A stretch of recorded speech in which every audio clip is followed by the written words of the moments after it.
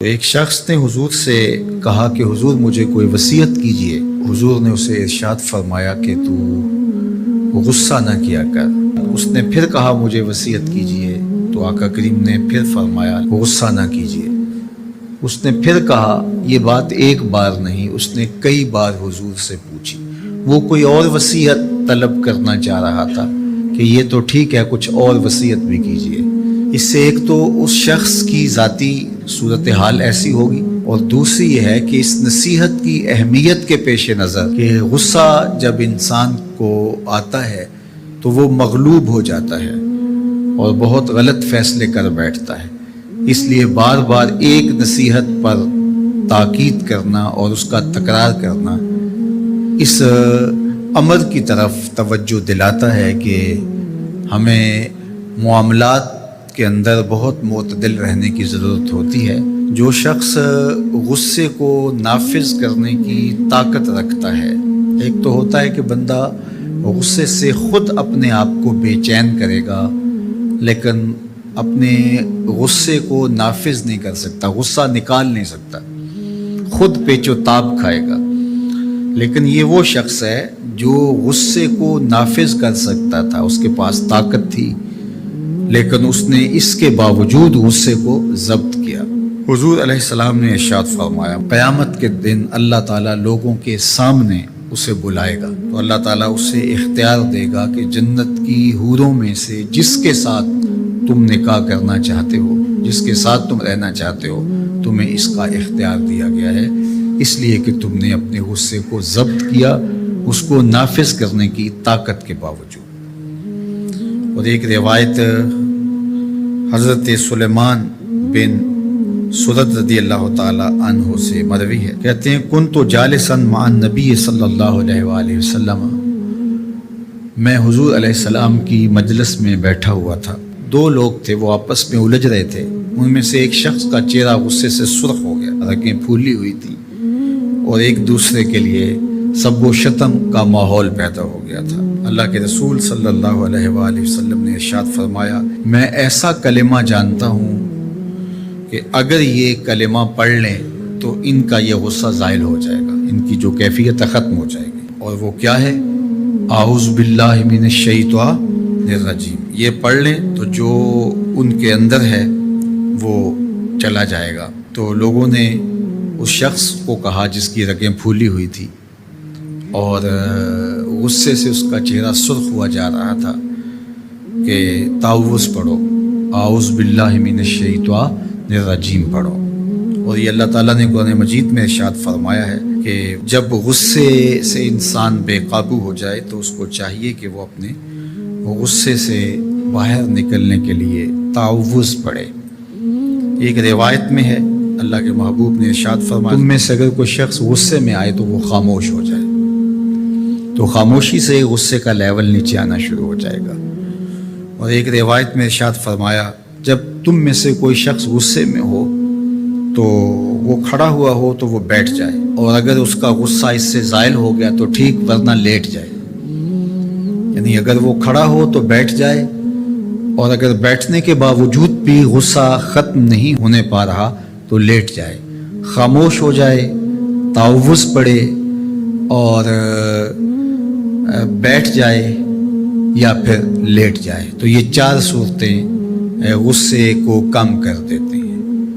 تو غصے کو نافذ کرنے کی بجائے کوشش کرنی چاہیے کہ غصہ جو ہے وہ فروغ ہو جائے، کیونکہ غصے میں انسان ایسے امور کر لیتا ہے کہ بعد میں اس کو سخت پچھتاوا ہوتا ہے۔ اگر کسی شخص کے ساتھ قرآن مجید نہیں ہے، قرآن مجید کے 2 رکوع 4 رکوع آدھا پارہ اگر کسی زندگی میں روزانہ کی بنیاد پہ نہیں ہے تو اس کی زندگی کا نور اس سے روٹ گیا ہے۔ گر تو می خواہی مسلمان زیستن نیست ممکن جز بقرآن زیستن، اگر تو مسلمان بن کے جینا چاہتا ہے تو قرآن کے بغیر ایک لمحہ بھی نہیں جی سکتا۔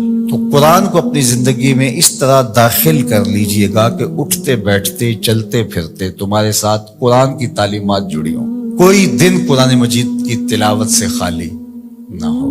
ہمیں اس کی ترغیب دی گئی ہے، اور یہ خوش بختی کی علامت ہے کہ تمہارے ساتھ قرآن ہو۔ فرمایا گیا کہ وہ سینہ ایک قبرستان کی طرح ہے جس میں قرآن نہیں ہے۔ تو تو ایک تو قرآن مجید کی کچھ صورتوں کو باقاعدہ یاد کر کے اپنے سینوں میں نقش کرنا چاہیے، جس طرح سورۃ الملک ہے قرآن مجید کی دوسری صورتیں، اگر اس کے علاوہ بھی آخری پارہ جو ہے اگر سب یاد ہو جائے تو کم از کم آدھا پارہ آخری یاد کر لیں۔ سورہ الواقعہ ہے، سورہ یاسین قلب القرآن کہا گیا ہے، ایک مرتبہ سورہ یاسین پڑھنے سے 10 مرتبہ قرآن پڑھنے کا ثواب ملتا ہے، اور جو شخص اپنے دن کا آغاز سورہ یاسین سے کرتا ہے سارا دن وہ اللہ کی امان میں رہتا ہے۔ سورہ حشر کی آخری 3 آیات پڑھنے کی تلقین کی گئی ہے شام سویرے، جو شخص صبح کو پڑھ لیتا ہے سارا دن امان میں رہتا ہے، اور اگر وہ فوت ہو جائے تو زمرہ شہداء میں لکھا جائے گا، اور جو شام کو پڑھ لے ساری رات اللہ کی امان میں رہتا ہے، فرشتے دعائیں کرتے رہتے ہیں، اور اگر وہ فوت ہو جائے تو نام زمرہ شہداء میں لکھ دیا جاتا ہے۔ جمعہ کے دن سورہ کہف پڑھنے کی تلقین کی گئی ہے کہ ہر جمعہ المبارک کو سورہ کہف کی تلاوت کرو، تو قرآن زندگی میں شامل کیا جائے، یہ بدبختی سے بچاتا ہے، قبر میں روشنی لاتا ہے، اجالے لاتا ہے، اور سورہ کہف پڑھنے والے کی قبر میں روشنی ہوگی، یہ قبر میں روشنی لے کے جائے گی۔ خاتون ہے تو وہ اچھے شوہر کو تلاش کرے جو کل بچوں کا اچھا باپ بن سکے، اور اگر مرد ہے تو وہ اچھی خاتون تلاش کرے جو کہ اچھی ماں بننے کی صلاحیت رکھتی ہو۔ اگر معاشرے میں ڈیمانڈ ہی ہوگی تو پھر یہ صلاحیتیں لوگ اپنے اندر پیدا بھی کریں گے۔ جب رشتوں کی ڈیمانڈ یہ نہیں رہے گی، ظاہری چمک دمک اور مال و دولت اور یہ ساری چیزیں ہوں گی، تو پھر ظاہر ہے اس کی طرف دوڑ لگ جائے گی۔ اور جب اوصاف حمیدہ اور اچھی عادات، دینداری اور یہ چیزیں عورت کے لیے معیار قرار پائیں گی تو پھر رجحان فطری طور پہ ادھر ہو جائے گا۔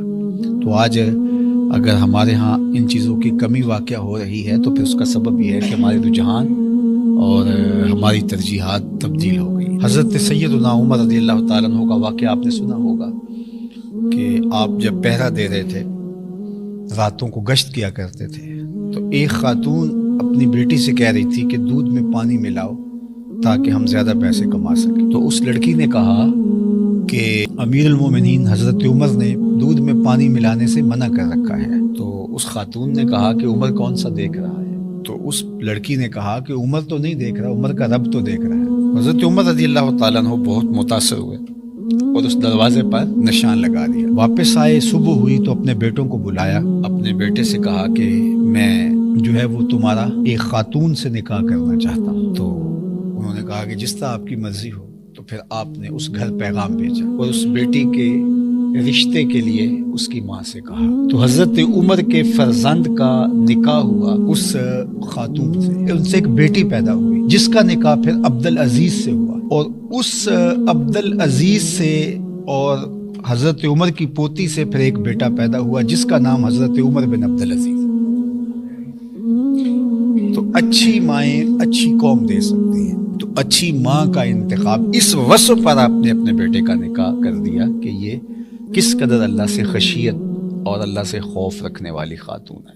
حضور نے ارشاد فرمایا کہ نکاح کیا جاتا ہے 4 چیزوں کی وجہ سے، لمالہا، لجمالہا، لحسبہا۔ کسی کے مال کی وجہ سے نکاح کیا جاتا ہے، حسب و نسب کی وجہ سے نکاح کیا جاتا ہے، اسی طرح جو ہے وہ حسن کی وجہ سے نکاح کیا جاتا ہے۔ پھر فرمایا کہ جو ہے وہ دین کی وجہ سے نکاح کرنے کی پھر تلقین ارشاد فرمائی، اور دین سے مراد وہ خوبیاں ہیں جو دین ہمیں بتاتا ہے، وہ جہاں پائی جائیں۔ فرمایا جس کا اخلاق کو، جس کا دین تمہیں پسند آ جائے اس سے اپنی بیٹی کا نکاح کر دو۔ نکاح کے انتخاب کے لیے 2 چیزیں بیان، جس کا خلق اور جس کا دین تمہیں پسند آ جائے اس سے اپنی بیٹی کا نکاح کر دو۔ ابو الاسود الدؤلی زمانہ جاہلیت کا ایک شاعر گزرا ہے۔ ایک دن وہ اپنے بیٹوں سے کہنے لگا کہ میں تمہارے پیدا ہونے سے پہلے بھی اور تمہارے پیدا ہونے کے بعد بھی تمہارے اوپر بڑے احسانات کیے ہیں۔ تو بیٹوں نے کہا کہ ہمارے پیدا ہونے کے بعد کے احسانات تو سمجھ میں آتے ہیں، لیکن ہمارے پیدا ہونے سے پہلے آپ نے ہمارے اوپر احسان کون سا کیا ہے؟ تو ابو الاسود الدؤلی کہنے لگا اپنے بیٹوں کو، اپنی اولاد کو، کہ میں ایک شاعر ہوں، اور شاعر کی طبع کے اندر جو حسن پسندی ہے تو بیوی کے انتخاب کے لیے اس کی اول ترجیح یہی ہونی چاہیے تھی، لیکن میں جب اپنی بیوی کی تلاش میں نکلا تو میں اس خیال سے تلاش کیا کہ جو میرے بچوں کی بہتر ماں بن سکے، تو میں نے اپنے جذبات کی قربانی دے کر تمہارے لیے اچھی ماں تلاش کی، اپنے لیے اچھی بیوی تلاش کرنے کی نسبت۔ تو میرا یہ وہ احسان ہے جو تمہارے پیدا ہونے سے قبل میں نے تمہارے اوپر کیا۔